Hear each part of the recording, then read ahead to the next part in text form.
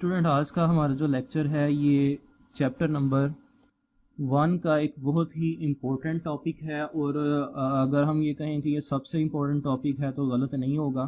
तो इस टॉपिक को जो है वो आप लोगों ने बहुत गौर से समझना है क्योंकि एग्ज़ाम के पॉइंट ऑफ व्यू से ये काफ़ी ज़्यादा इम्पोर्टेंस रखता है। और ये टॉपिक है हमारे पास डायमेंशंस का। Dimensions of physical quantities. जिन फिजिकल क्वांटिटीज़ के बारे में हमने चैप्टर नंबर 1 के अंदर पढ़ा, हम ये देखेंगे कि इनकी डायमेंशंस जो हैं ये क्या होती हैं। तो सबसे पहले हम डायमेंशंस की डेफिनेशन से स्टार्ट करेंगे। डेफिनेशन के बाद हम ये देखेंगे कि डायमेंशंस के यूजेस क्या क्या हैं और एग्जांपल के साथ भी हम देखेंगे कि हम इसको कैसे जो है वो सॉल्व कर सकते हैं और कैसे हम डायमेंशंस को यूज़ कर सकते हैं। डायमेंशंस की बेसिक डेफिनेशन जो है वो क्या है कि the dimension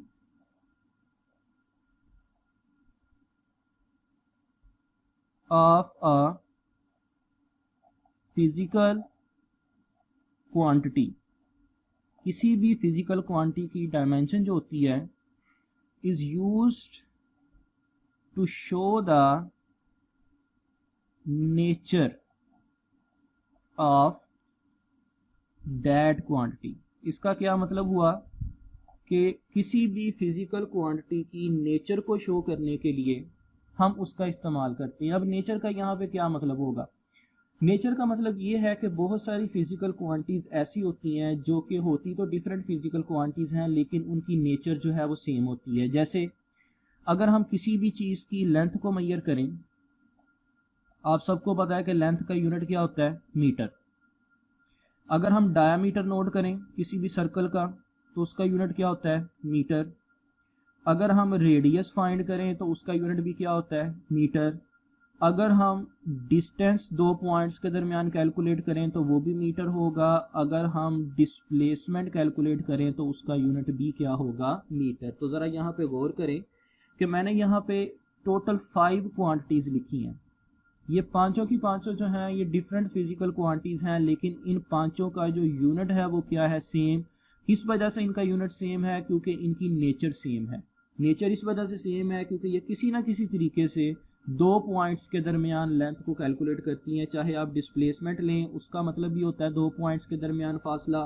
distance, radius, diameter, इन तमाम का यूनिट सेम होना इस चीज़ को शो कर रहा है कि हमारे पास डिफरेंट जो फिजिकल क्वांटिटीज़ हैं उनकी नेचर जो है वो क्या होती है? सेम। तो उन सेम नेचर की फिजिकल क्वांटिटीज़ को शो करने के लिए हम डायमेंशंस का इस्तेमाल करते हैं। अब स्टूडेंट्स हम ये देखेंगे कि डायमेंशंस को निकाला कैसे जाता है, यानी कि आप किसी भी फिजिकल क्वांटिटी की डायमेंशन को कैसे फाइंड कर सकते हैं। याद रखें, डायमेंशंस को फाइंड करने के लिए आपको दो चीज़ों का पता होना ज़रूरी है। नंबर 1, उस फिजिकल क्वांटिटी का फार्मूला क्या है जिसकी आप डायमेंशन निकालना चाह रहे हैं, और देन आपको ये पता होना चाहिए कि उस फिजिकल क्वांटिटी का यूनिट क्या है। अगर आपको ये दो चीज़ें पता हैं तो आप बड़ी इजीली आप उस किसी भी फिजिकल क्वांटिटी की डायमेंशन जो है उसको फाइंड कर सकते हैं।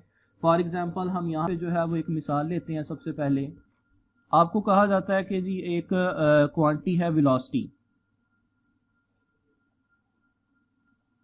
इसकी डायमेंशन फाइंड करें। अब मैंने आपको बताया कि डायमेंशन को निकालने के लिए आपको दो चीज़ों का पता होना चाहिए, एक उसका फार्मूला और दूसरा उसका यूनिट। तो देखते हैं कि ये काम हम कैसे कर सकेंगे।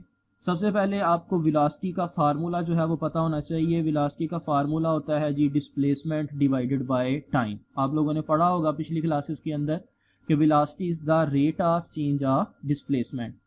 अब चूंकि हमारे पास फार्मूला आ चुका है तो हम यहाँ से इसका यूनिट भी निकाल सकते हैं। डिस्प्लेसमेंट का यूनिट होता है मीटर, टाइम का यूनिट होता है सेकंड, तो वेलोसिटी का यूनिट हमारे पास आ गया मीटर पर सेकंड। तो इसका मतलब है कि आपने वेलोसिटी का फार्मूला भी लिख लिया और वेलोसिटी का यूनिट भी लिख लिया। अब डायमेंशन जो है वो हम इसकी कैसे निकालेंगे? डायमेंशन निकालने के लिए मैं यहाँ पे आपको जो है वो 3 डायमेंशन लिख के दे रहा हूँ। आपने इन तीनों को याद रखना है। कोई भी ऐसी चीज़ जो कि लेंथ को शो करे या उसका यूनिट मीटर हो तो उसकी डायमेंशन को हम शो करते हैं कैपिटल एल के साथ।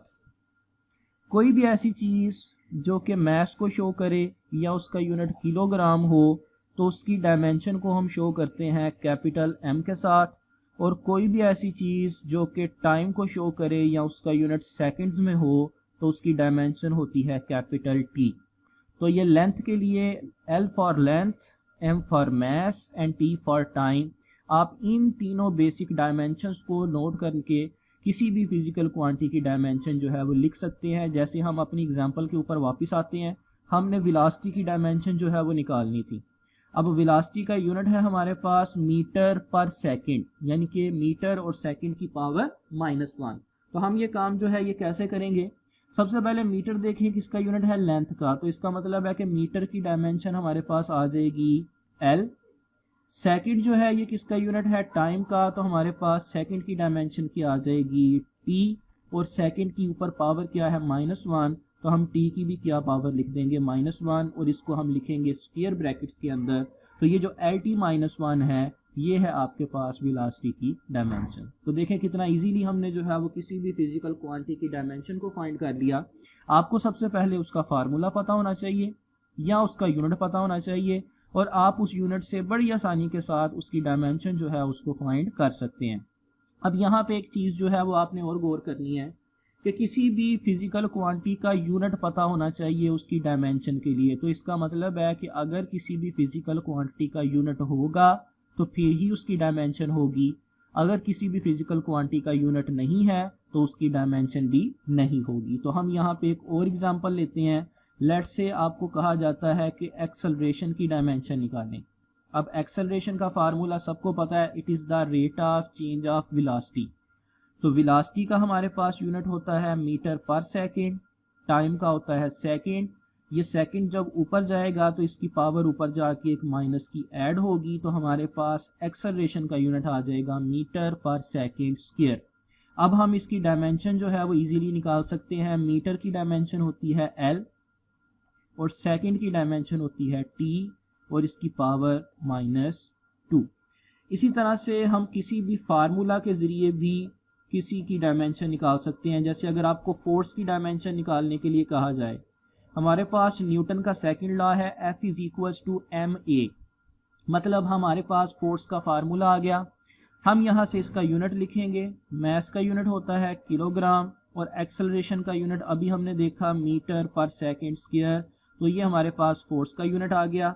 हम यहाँ से इसकी डायमेंशन को इजीली निकाल सकते हैं। देखें किलोग्राम है तो किलोग्राम मास का यूनिट होता है, इसकी डायमेंशन होगी कैपिटल M।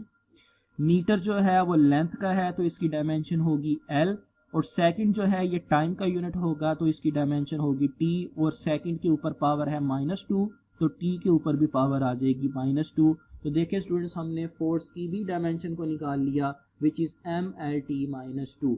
ये जो आपके सामने इस वक्त तीन डायमेंशंस यहाँ पे लिखी हुई हैं, वेलोसिटी की LT-1, एक्सेलरेशन की LT-2 और फोर्स की MLT-2, ये तीनों जो हैं ये आपको ज़ुबानी याद होनी चाहिए, क्योंकि इनको फर्दर हम यूज़ करके नेक्स्ट फिजिकल क्वांटिटीज़ जो हैं उनकी डायमेंशन को निकाल सकते हैं। तो डायमेंशंस फाइंड करने के बाद अब हम नेक्स्ट देखेंगे कि डायमेंशंस के इस्तेमाल क्या होते हैं। What are the uses of dimension. Dimension को हमने बाय डेफिनेशन भी देख लिया, ये भी पता लगा लिया कि हम किसी भी फिजिकल क्वांटिटी की डायमेंशन को कैसे फाइंड कर सकते हैं। तो हमारे पास डायमेंशंस के मुख्तलिफ इस्तेमाल हैं, हम इनको बारी बारी देखते हैं और उसके बाद एग्जांपल्स भी सॉल्व करेंगे जिससे आपको ये क्लियर हो जाएगा।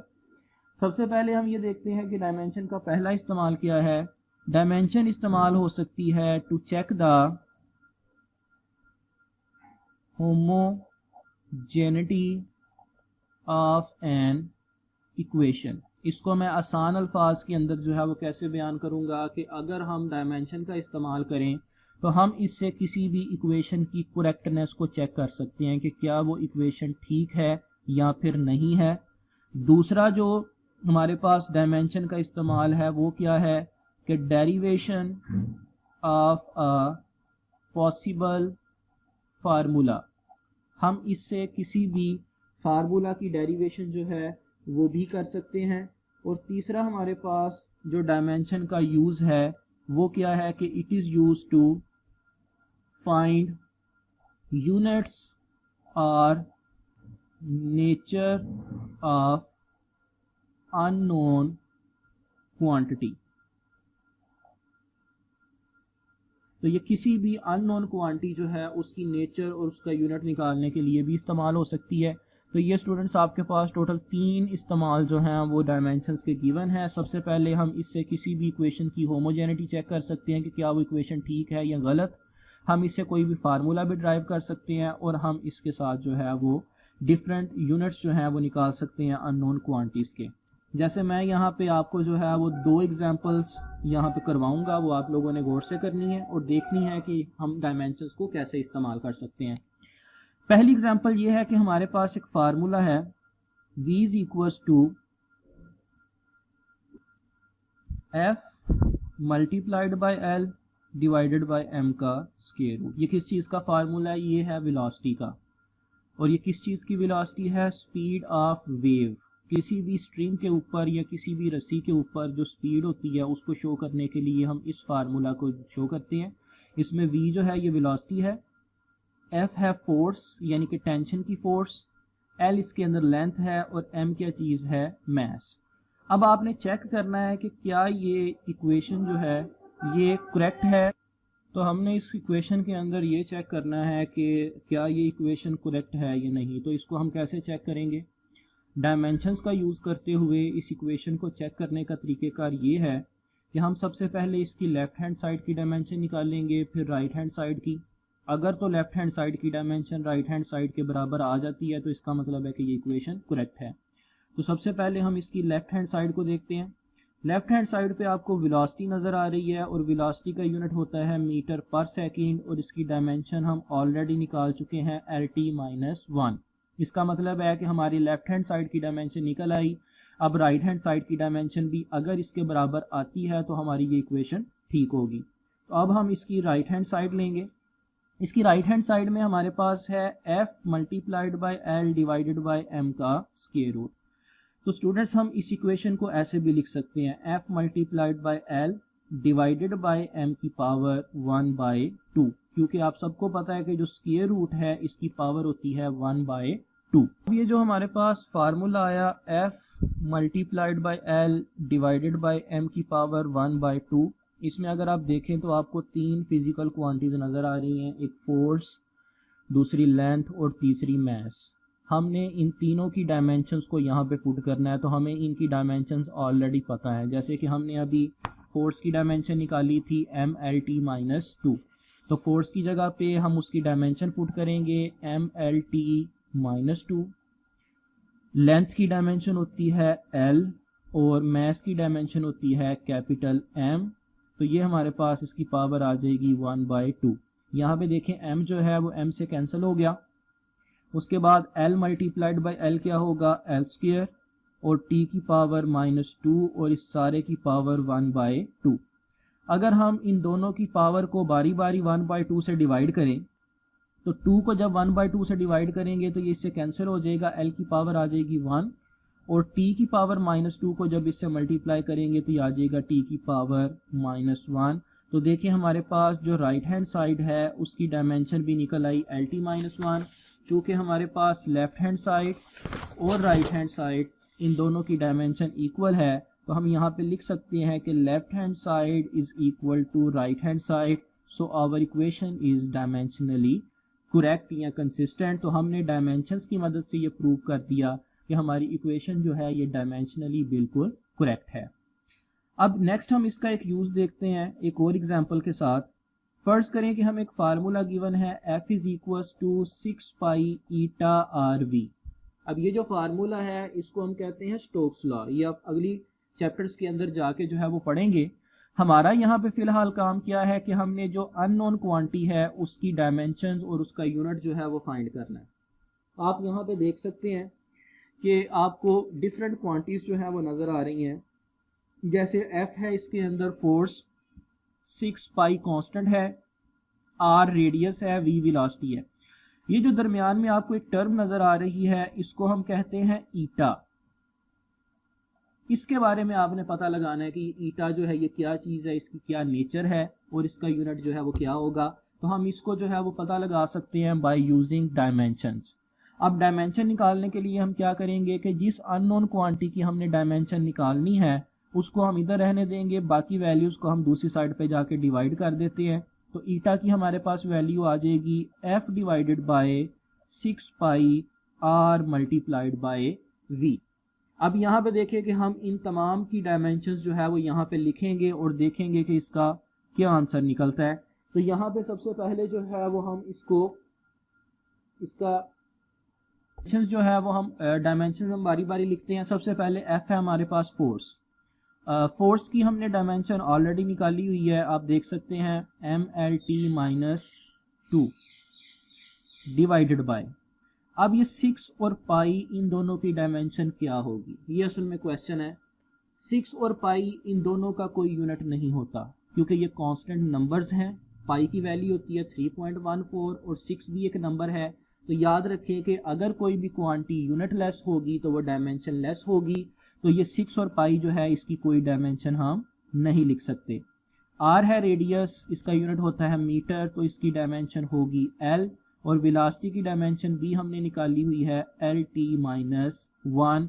तो इसको हम जो है वो कैसे लिख सकते हैं, M L T -2 divided by L multiplied by L square T -1। अब ये जो हमारे पास रिजल्ट आया इससे हम ईटा की डायमेंशन जो है वो फाइंड कर सकते हैं। जैसे कि आपको ये नज़र आ रहा है एम एल टी -2। ये जो एल स्क्वायर टी -2 है इसको हम जब इक्वेशन की ऊपर वाली साइड पे लेके आएंगे तो इसकी पावर की वैल्यूज में चेंज आ जाएगा। एल स्क्वायर बन जाएगा एल की पावर -2 और टी -1 बन जाएगा टी की पावर +1। तो ये m जो है ये वैसे का वैसे ही आ गया, l की पावर +1 और l की पावर -2 आ गया l की पावर -1 और t -2 और प्लस t की आ जाएगा t की पावर -1। तो देखें हमने इजीली उसका फार्मूला जो है उससे उसकी ईटा की डायमेंशन जो है उसको फाइंड कर लिया, जो कि निकली m l की पावर -1 t की पावर -1।